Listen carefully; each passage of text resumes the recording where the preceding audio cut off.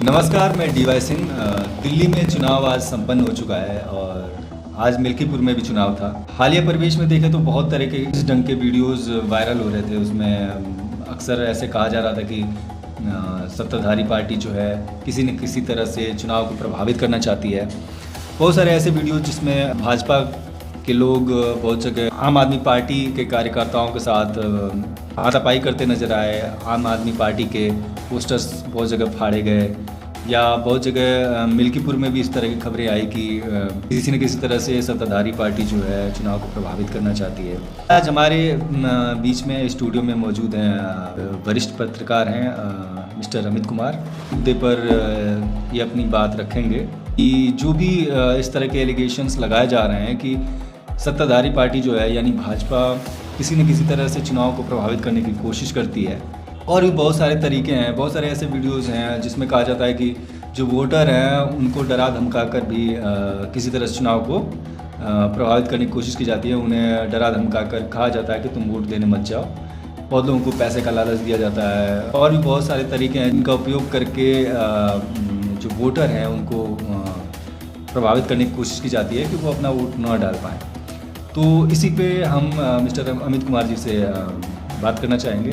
आज के शो में आपका स्वागत है। धन्यवाद दुर्गेश जी।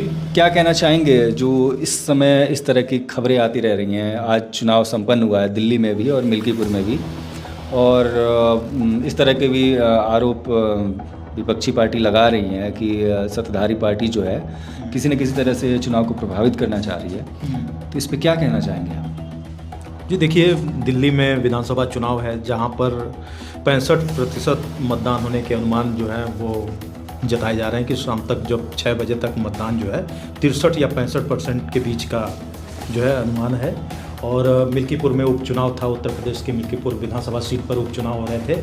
अयोध्या हार के बाद मिल्कीपुर जो है वो बीजेपी के लिए नाक का सवाल था।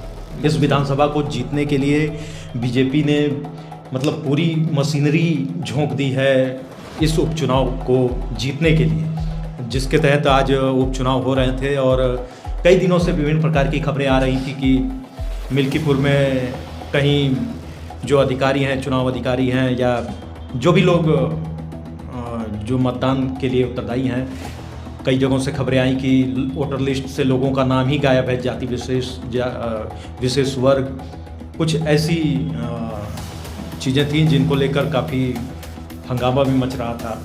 और कई बस्तियां थी, कई ऐसे क्षेत्र थे जहां पर एक जाति विशेष या एक समुदाय विशेष के लोग निवास करते हैं, उनके वोटर लिस्ट से सैकड़ों की संख्या में नाम गायब थे, जिसको लेकर वो कई बार चुनाव आयोग से भी शिकायत कर चुके थे।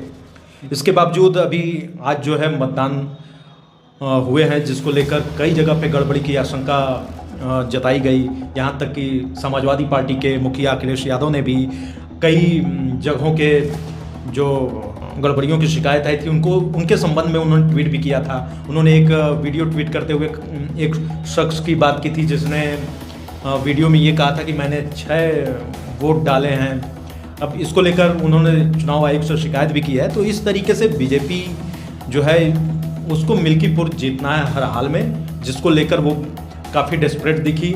यहाँ तक कि पीएम मोदी भी चुनाव को ये हो रहा था कि भगदड़ में जो मौनी अमावस्या के दिन भगदड़ हुई थी प्रयागराज में कुंभ के दौरान, उसके बाद हो सकता हो पीएम मोदी कुंभ स्नान करने ना पहुँचे, प्रयागराज ना आए। लेकिन चुनाव को देखते हुए मोदी ने संगम में डुबकी लगाई है लगातार। मतलब ये कहें कि उन्होंने अपनी मौजूदगी में पूरे मीडिया के ताम झाम के साथ आधे घंटे का पूरा अपना एक विशेष अनुष्ठान ही कर डाला। भगवा वस्त्र, रुद्राक्ष माला, मतलब हिंदुत्व का जितना कार्ड हो सकता था मोदी जी ने हिंदुत्व के लिए एक संदेश देने की कोशिश की, चुनाव को प्रभावित करने की कोशिश की। ये कह सकते हैं कि यहीं से प्रयागराज से मोदी जी ने दिल्ली और अयोध्या में मिल्कीपुर विधानसभा सीट दोनों को साधने की कोशिश की है। अब कोशिश में है कि मिल्कीपुर तो जीता ही जीता जाए और दिल्ली में 2 बार क्या, उससे पहले कांग्रेस की सरकार हुआ करती थी।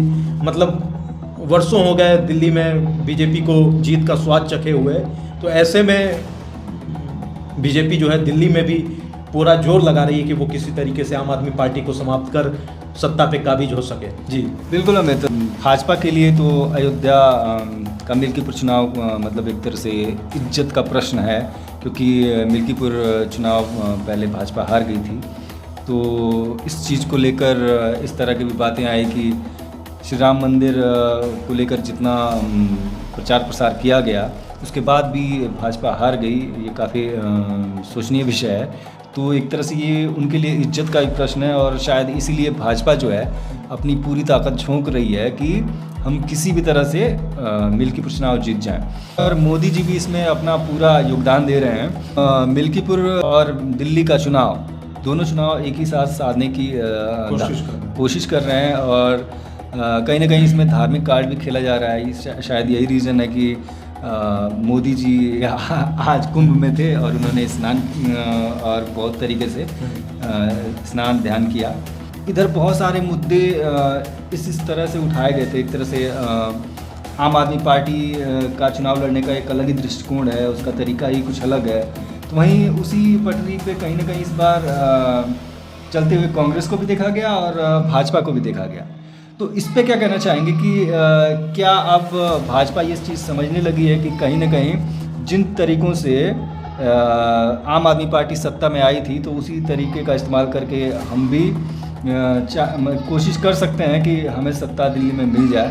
और देखिए, आपके 3-4 सवाल हैं इसमें, तो मैं एक एक करके जवाब देता हूँ। पहला सवाल आपका था कि बीजेपी जो है वो अयोध्या में हार गई थी। तो जी हाँ, बेशक जो 2024 के लोकसभा चुनाव हुए उससे पहले मोदी जी ने भव्य राम मंदिर का उद्घाटन कर दिया था, जो कि अभी निर्माण कार्य पूरा भी नहीं हुआ था। उस समय मंदिर का भव्य उद्घाटन किया गया, पूरे देश की तमाम हस्तियों को बुलाया गया था, ताकि ये चुनाव से पहले एक संदेश दिया जा सके कि बीजेपी जो है हिंदुत्व की सबसे बड़ी एक तरीके से पुरोधा पार्टी है, वो हिंदुत्व को लेकर चलती है और हिंदुत्व ही उनका प्रथम जो है वो मुद्दा है।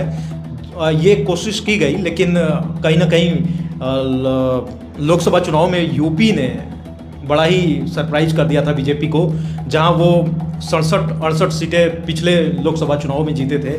इस बार घटकर वो 37 या 40 के आंकड़े तक सिमट गए थे। तो इस हिसाब से उनको बड़ा झटका लगा